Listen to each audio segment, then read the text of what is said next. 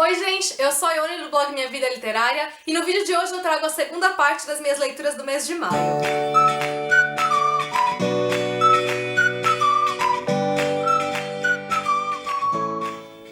O primeiro livro que eu li no mês, não vou falar dele com tantos detalhes porque eu fiz um vídeo falando dele aqui pro canal, pro Desafio Fuxicando sobre Chiquilites, e foi o livro Anexos da Rainbow Rowell. Aqui a gente tem a história do Lincoln, da Beth e da Jennifer. O Lincoln, ele trabalha na área de segurança de TI de um jornal, e na realidade o que ele faz é ficar lendo o e-mail dos funcionários quando o e-mail dele cai no filtro que ele criou para saber se os funcionários estão utilizando os e-mails indevidamente.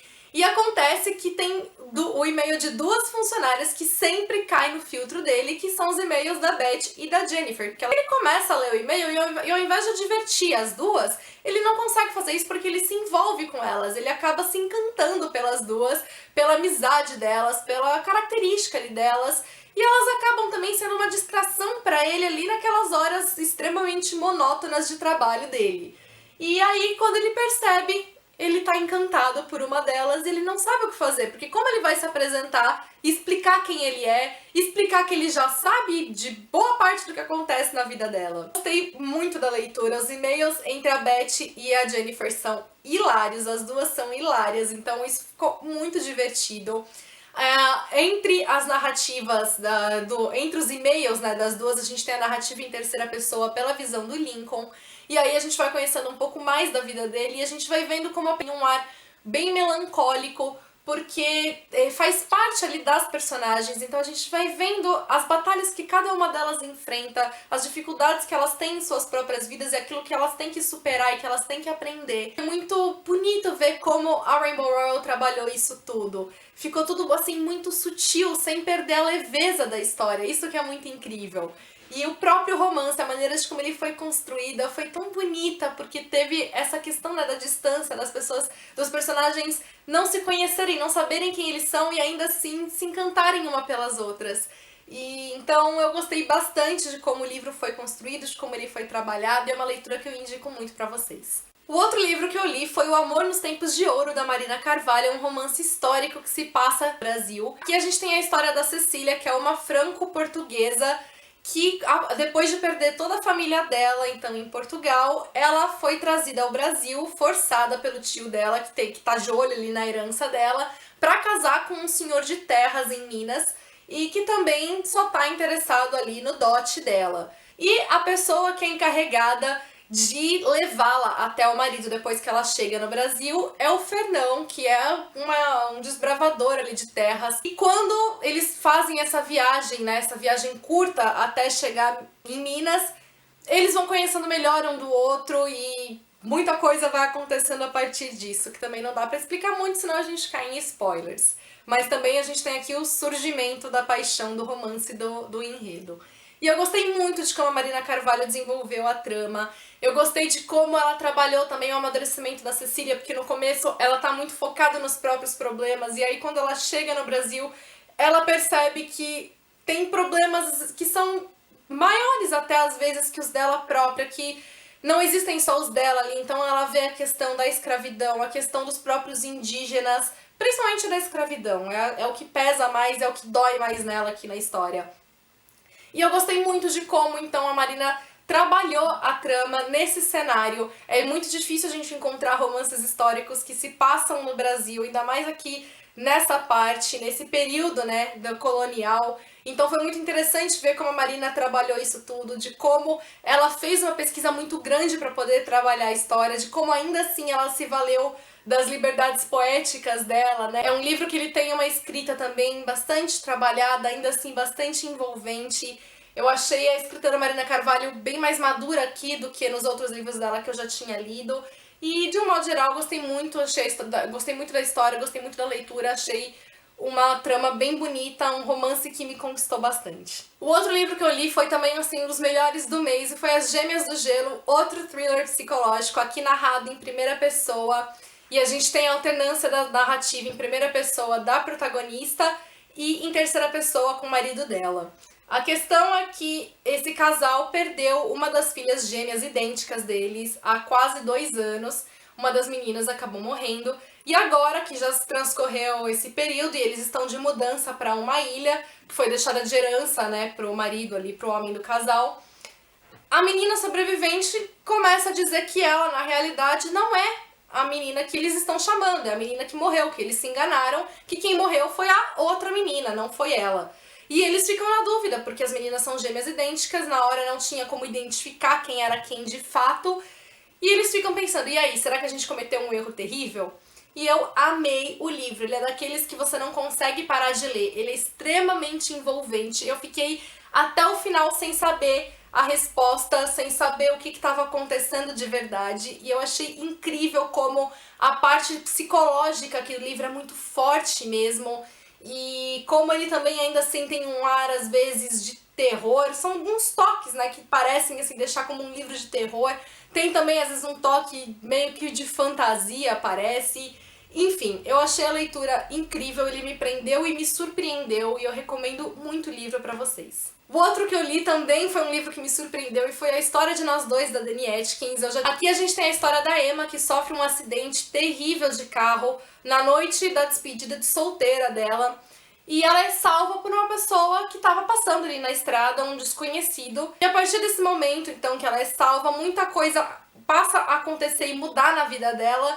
E ela se vê, inclusive, num dilema, porque ela se vê apaixonada por duas pessoas diferentes. Eu acabei me surpreendendo muito com o livro, isso porque a história se desenvolveu de uma forma que eu não esperava que fosse acontecer. Desde o início a gente tem, assim, alguns indícios, né, da trama do que vai, de um conflito que vai aparecer, e por um segundo eu achei que esse conflito só fosse, assim, aparecer lá no final. E se isso fosse acontecer, seria muito previsível, porque não dá pra você perceber logo, assim, o que tá acontecendo.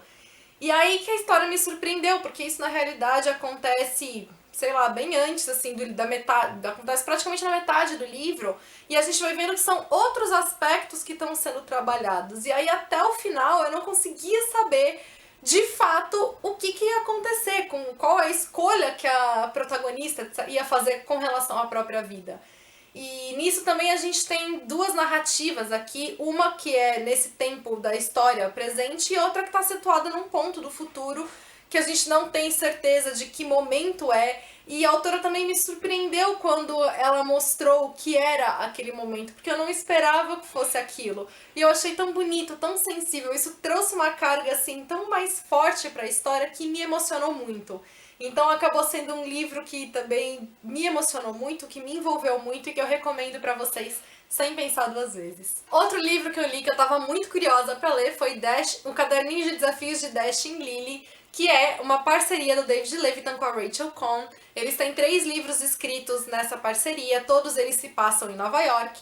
Aqui ele se passa no período do Natal, em que o Dash encontra um caderno de desafios numa livraria, em que, a partir dos desafios que estão ali, aliás, é um desafio, é meio que um enigma que ele tem que solucionar, se ele tiver interesse, ele pode conhecer a Lily por ter descoberto o enigma ali naquele caderninho.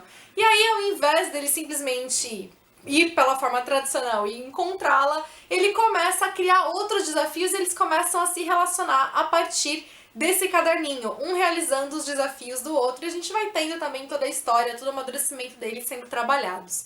O livro também ele é bastante leve, ele tem uma carga aqui que ao mesmo tempo que é divertida, também tem um tom reflexivo que deixou a história, o livro assim, mais bonito, mais reflexivo mesmo. Ele tem esse tom que mexeu bastante, que faz a gente às vezes parar e pensar, sem deixar de ser leve, de ser divertido, de ser um livro juvenil, young adult no caso, né? E ele tem então todo esse ar aqui do gênero. Eu gostei de como as personalidades das personagens foram trabalhadas, de como se deu esse amadurecimento deles. E acabou sendo então uma história que me conquistou, porque tanto ele foi envolvente, rápido e gostoso de ser lido, como também ele trouxe esse aspecto aqui mais reflexivo que eu falei pra vocês. E o último livro que eu li no mês foi, acho que uma das maiores surpresas, porque eu não esperava gostar tanto assim do livro, e foi Namorado de Aluguel, da Casey West.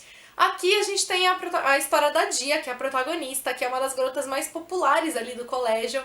E na noite do baile de formatura, o namorado dela termina com ela no estacionamento do baile, antes de entrar no baile. E ela fica perdida porque ela não acredita, ela não pode entrar ali sem o namorado, porque as amigas dela já estão desconfiando que talvez ele nem existisse, que ela inventou.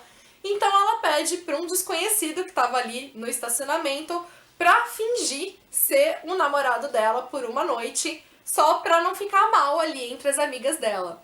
E a partir disso que a história se desenvolve, e eu achei que assim, que por mais que ele fosse um livro gostosinho, leve de ser lido e tal, e divertido, que ele não ia muito além disso. Eu me enganei bastante, porque a gente tem um trabalho do amadurecimento aqui da personagem que foi muito gostoso.